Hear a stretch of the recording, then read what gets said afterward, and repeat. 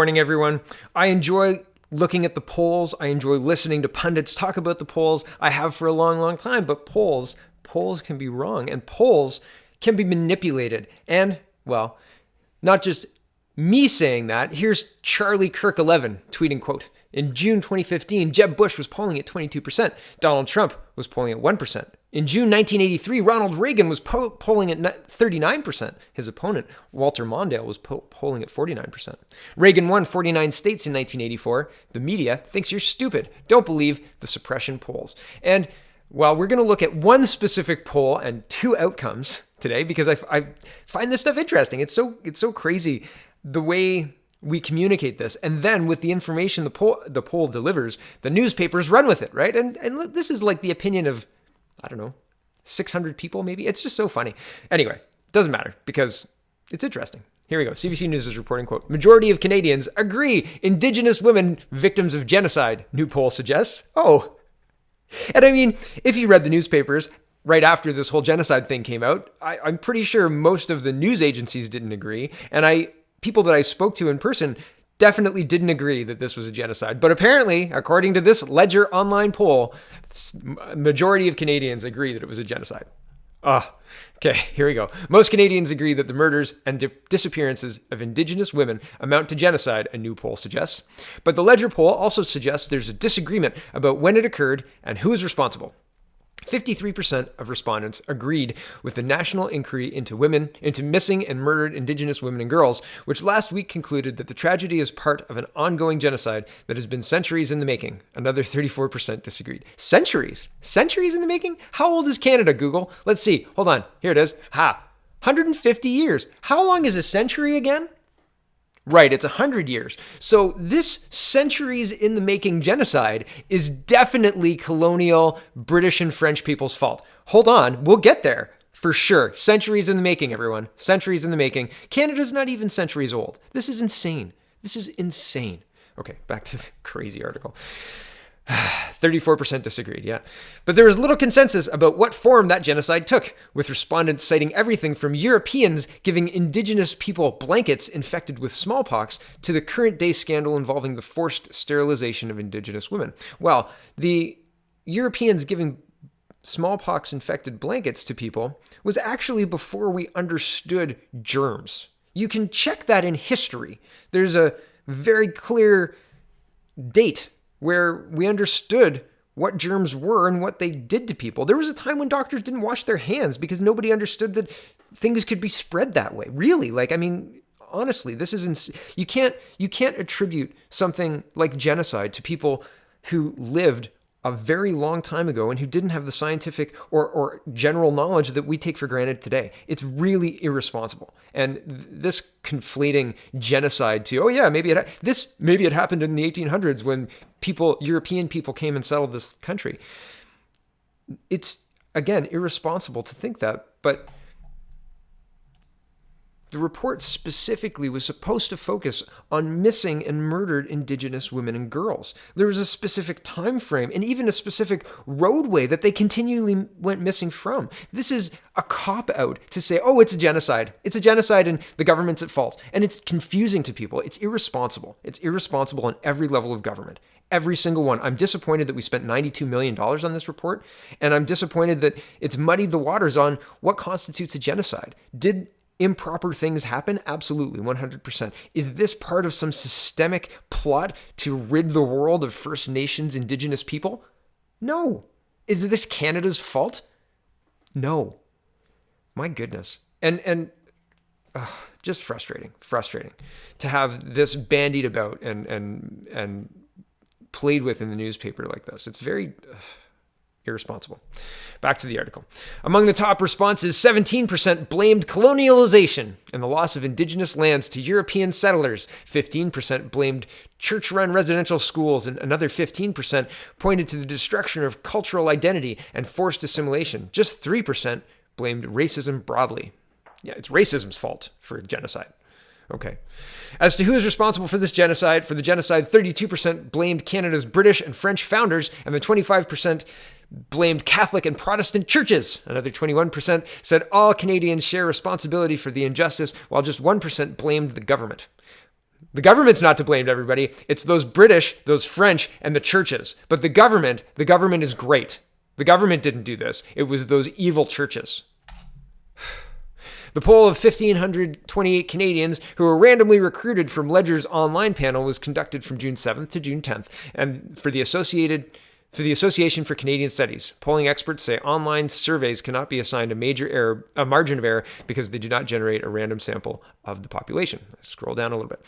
Association President Jack Jadab said that the survey results suggested that the inquiry report has generated confusion about what genocide means and gives credence to those who've argued the report dilutes the grave meaning of the word. Genocide, a catch-all for a lot of Canadians. A lot of people seem to me in the poll confused, even if they acknowledge in the majority that yes, there's some genocide that's occurred. But what the nature of it is, by whom it's been committed, what that means, is it residential schools? Is it expropriation of lands? It's turning the term genocide into a bit of a catch-all for a lot of Canadians, he said. And I'm going to pause here. Again, the whole report was to be looking at murdered and missing Indigenous women in a specific time frame. We're not looking at residential schools, although that could be a conversation that needs to be had, although there's been an official government apology for that, and I don't know if people have moved on from it, but I remember multiple prime ministers apologizing for this. And when you talk about expropriation of lands, again, there's such thing as the Indian Act. It has been in place for a very long time. If you want to talk about that specifically, there's legal precedent for that. Why are we bringing this up in genocide, especially in a report for murdered and missing Indigenous women and girls? You can't just open things up like that and say, maybe it was that. It's probably that. That's what it is. Definitely. $92 million, please. Back to the article. It's turning the term genocide into a bit of a catch-all for a lot of Canadians, he said. Jedwab's concern was underscored by another finding in the poll. 71% said they're proud of Canada's history, including 53% of those who strongly agreed with the finding that Indigenous women have been victims of genocide. That's strange, isn't it? I'm very proud of Canada's history and our country, except for that, pesky genocide thing we've been allowing to continue forever. The centuries we've been around. Back to the article. There seems to be some gap here, a disconnect in terms of how severe and serious the committing of a genocide is, he said. I scroll down. The National Inquiry issued a supplementary report explaining why commissioners felt justified in using the term genocide to describe the accounts of missing and murdered Indigenous women and girls. It argued that the word can't be confined strictly to time-limited, state-sponsored mass murder of specific groups such as Nazi Germany's extermination of 6 million Jews. It's time to call it as it is. Canada's past and current colonial policies, actions and inactions towards Indigenous people is genocide, the report said. The insidious and gradual nature of the obliteration of Indigenous peoples and the lack of uniform national policy spearheaded by a totalitarian mastermind differentiated colonial genocide from our traditional understanding of what constitutes a genocide. The report has caused discomfort for federal political leaders. Prime Minister Justin Trudeau said he accepted that the report's findings but did not repeat the word genocide. He later did specifically accept the genocide finding, but then suggested it would have been more appropriate to refer to cultural genocide instead. Conservative leader Andrew Scheer said the disappearances and deaths of Indigenous women is a tragedy but does not fall into the category of genocide. There are potential legal consequences to accepting the use of the term genocide, which is a crime in international law. The Organization of American States has said that it wants to create a panel to investigate the finding that Canada's Indigenous women have been the victims of genocide. And interesting, right? These reports that we commission have consequences, and accepting a report like that, well, we shouldn't have accepted a report like that because it's false. The conclusion doesn't even really come to grips or explain what it was supposed to investigate in the first place, which is the missing and murdered Indigenous women in that specific time frame. You have to look at that. That's the thing that you were supposed to look at. Not how can we blame this prime minister for a genocide. My goodness. Ottawa Citizen reporting, and this is the same poll. This is why they started with the poll thing. Poll suggests majority of Canadians favor limiting immigration levels, so take the result with a grain of salt. But here we go. Poll suggests majority of Canadians favor limiting immigration levels. New polling numbers suggest majority of Canadians believe the federal government should limit the number of immigrants it accepts, a public opinion trend that Immigration Minister Ahmed Hassan says he finds concerning.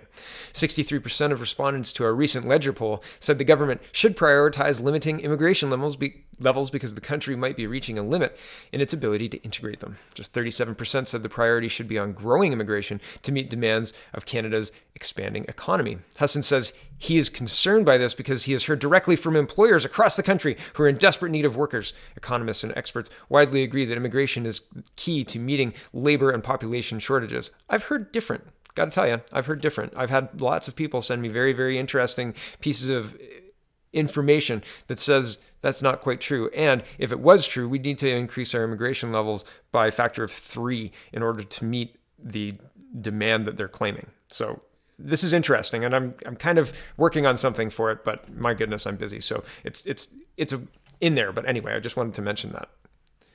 The newspaper is not always telling the whole truth. Back to the article. Canadians may be worried about the ability of communities to absorb more newcomers due to housing and other infrastructure shortages. But Hassan says the answer is not to cut the number of immigrants coming to Canada. It's not a zero-sum game, he said. I think the answer is to continue on an ambitious program to invest in infrastructure, to invest in housing, to invest in transit so that everyone can benefit from those investments, that we can then use those community service to integrate newcomers, which will also benefit Canadians. I scroll down a bit. The results suggest Conservative voters are far more likely than... Sorry, I forgot to read this. The poll of 1,528 Canadians were randomly recruited from Ledger's online panel, so it's the same one from June 7 to 10 for the Canadian Press. So I just wanted to mention that. The results suggest Conservative voters are far more likely to favor limiting immigration levels as are a majority of Green supporters. 81% of Conservative respondents and 57% of Greens chose this option, while 41% of the Liberals and 44% of NDP supporters were in favor. On the flip side, it just gives you the other numbers. Doesn't matter. The numbers are not the first to suggest a hardening of public opinion against immigration in Canada. A Ledger poll in February had almost half of respondents saying they believe Canada welcomes too many immigrants and refugees. An EKOS poll released last month suggests 42% of Canadians believe the country accepts too many non-white newcomers. Interesting. Here is Stephen Taylor, and he is responding to this poll. The poll suggests many Canadians favor limiting immigration levels, and he says we must increase immigration levels to keep Canada competitive in the global economy. Really? Who are you, Stephen Taylor? Why does this matter? Oh, here's iPolitics reporting. Stephen Taylor joins Scheer's campaign. He is the former director of National Citizens Coalition, and he was the he was the digital director of Andrew Scheer's leadership campaign. So that's interesting to note when he's reacting in June of 2019 saying we have to increase our immigration levels, and Mr. Scheer is refusing to give a number. Is that what we want in Canada? Do we want a leader who's not willing to firm up his number, and with people who he trusts to get him elected as leader of the Conservative Party of Canada saying this? Their position concerns me further.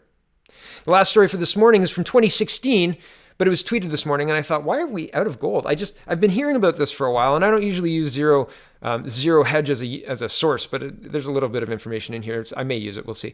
And I wanted to know why we're getting rid of gold. And the too long didn't read, if you want to cut it off, is basically that gold was viewed less as a currency and more as a commodity, and not very worthwhile, valuable one. It's interesting. Anyway, CBC News is reporting, and this is 2016. We have zero gold now. No gold, no reserves. I'll show you that as well.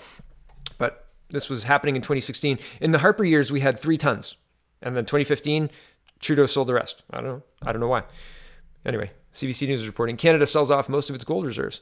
Canada is selling off most of its remaining gold reserves, mainly by selling gold coins. Figures from the Bank of Canada and Finance Department show. The country held just $19 million US worth of gold as of Monday 2016, right? February 2016. Through most of 2015, the country's gold reserves stood at more than $100 million US. Where did that money go, and what did we buy with it? Is that what's keeping us out of debt at this point in time, or just the deficit at, well, I guess $100 million isn't that much, but how much did we sell? Unbelievable, right? Anyway, Finance Department figures show that Canada sold 41,106 ounces of gold coins in December and another 32,860 ounces of gold coins in January. That left Canada holding 21,929 ounces of gold in its reserves as of the end of January, a negligible amount, the Bank of Canada acknowledges, worth about $24 million US. The decision to sell the gold was not tied to a specific gold price, and sales are being conducted over a long period and in a controlled manner. The Finance Department spokesman David Barnaby wrote in an email to CBC News, the government has a long-standing policy of diversifying its portfolio by selling physical commodities such as gold, and instead investing in financial assets that are easily tradable, and they have deep market of buyers and sellers, he said. Canada's shrinking gold reserves. Canada may be one of the world's biggest gold mining nations, but the government of Canada hasn't been a big buyer of gold coins or any other gold for years. That's not too surprising since no country now uses a gold standard to value and back its currency. Year-end data from finance for each of the last 10 years shows Canada's gold hoard has been worth a maximum of 181 million US during that span. At current levels, our gold holdings amount to less than 0.1% of the $82.6 billion US that Canada has in official international reserves. The US, by comparison, has 8,133 tons of gold, 261.5 million troy ounces. As of the end of 2015, according to the World Gold Council, worth almost $300 billion US, that amounted to more than 72% of its total foreign reserves. Back in the 1960s, Canada had more than 1,000 tons of gold, but it began steadily selling off its hoard, and by 2003, the country had just 3.4 tons. Now Canada has less than 1 ton. So I didn't really find a good answer. This Zero Hedge article has Bill Morneau talking about it. Yeah, I'm going to read it. All right. Canada sells nearly half of its gold. Again, this is 2016, right? So this is November 2016. The government of Canada sold off nearly half its gold reserve in recent weeks, continuing a pattern of moving away from the precious metal as a government asset. According to the International Monetary Fund's International Financial Statistics, Canada has held 3 tons of gold reserves as of late 2015. The latest data published last week shows the total Canadian gold reserve now stands at 1.7 tons. That's just 0.01% of the country's total reserve, which also includes foreign currency deposits and bonds. In comparison, the U.S. holds 8,133 tons of gold, while the U.K. weighs in at 310 tons. The decision to sell came from Finance Minister Bill Morneau's office. Quote, Canada's gold reserves belongs to the Government of Canada and are held under the name of Minister of Finance, explained the spokesperson for the Bank of Canada on Wednesday. Decisions relative to gold hoarding are taken by the gold holdings, not hoarding, are taken by the Minister of Finance. So that's Bill Morneau. Reached by Global News on Wednesday evening, a spokesperson for the Finance Department said the sale was, quote, done in the normal course of business for the government. The decision to sell the gold was not tied to a specific gold price, and sales are being conducted over a long period and in a controlled manner. This latest sell-off is indeed part of a much longer-term pattern of moving away from gold as a government-held asset. According to economist Ian Lee, the Sprott School of Business at Carleton University, Ottawa has no real reason to keep the gold reserve other than adhering to tradition. Quote, under the old system, gold backed up currencies. Lee explained the US dollar was tied to gold. 1 ounce of gold was worth $35. Then in 1971, for lots of reasons that I won't get into, Richard Nixon took the United States off the gold standard. Gold and dollars were interchangeable until that point, he said, but in the modern financial world, the metal is no longer considered a form of currency. It's a precious metal, like silver, that can be sold like any other asset. The amount of gold the Canadian government holds has therefore been falling steadily since the mid-1960s, when over 1,000 tons were kept tucked away. Half of those reserves were sold by 1985, and then almost all the rest were sold through the 1990s to 2002. By last year, Canada's reserves were down to just 3 tons, and the last sales have now half that. At the current market rate, the value of 1.7 tons of gold comes in at just under $100 million, barely a drop in the bucket when you consider the broader scope of the federal finances. According to Lee, there may soon come a time when Canada's gold reserves are entirely a thing of the past. Yes, welcome to that time. There are better assets to focus on, he argued, calling the government's decision to dump gold wise and astute. I don't know if that's true. Here's the quarterly gold reserves official. You can see Canada's there at the bottom there. It says 3,390 or 3.39025. Sorry, I didn't see the decimal point there. And then in 2015, we're at 0. There we go. 0, right? And that's Q4 2018. So that's interesting to note. Where's all the gold gone, and what did we get for that money?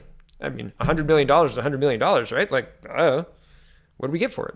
Anything? Or is it just bundled away and shipped off somewhere? Who takes that gold? Where's the value in it? Not where's the value in it. I understand there's value in gold, but like selling that gold, getting the money, what did the Canadian citizen get for that? Is it just an increased portfolio? Is that worth it? Why not keep the gold? Anyway, I don't know. Maybe I just don't know enough about it, but I couldn't find a good answer of why we're selling it.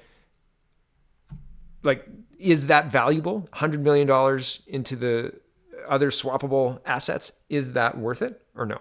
I don't know. So, okay, that's enough for me. It's a long video again. Sorry, everyone. Have a wonderful, wonderful day. Thanks for watching. Check out thepeoplespartyofcanada.ca.